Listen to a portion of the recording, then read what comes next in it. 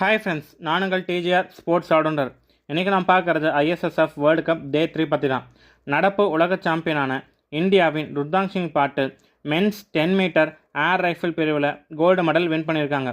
உலகின் நம்பர் 1 வீரரான ருத்ராங்க் சிங் பாட்டில் தகுதி சுற்றில் 629 புள்ளிகள் பெற்று 7வது இடம் பிடிச்சு ஃபைனலுக்கு முன்னேறினாங்க.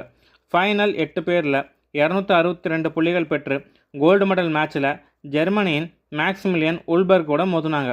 இதில் ருத்ராங்க் சிங் பாட்டில் 16க்கு 8 ஜெயிச்சு கோல்டு மெடல் வின் பண்ணியிருக்காங்க. மற்ற இந்திய வீரர்களான திவ்யான் சிங் பன்வார் மற்றும் ஹிருதே ஹசாரிகா ஃபைனலுக்கு முன்னேறும் வாய்ப்பு இழந்தாங்க. இது இவருக்கு 2வது கோல்டு ஆகும்.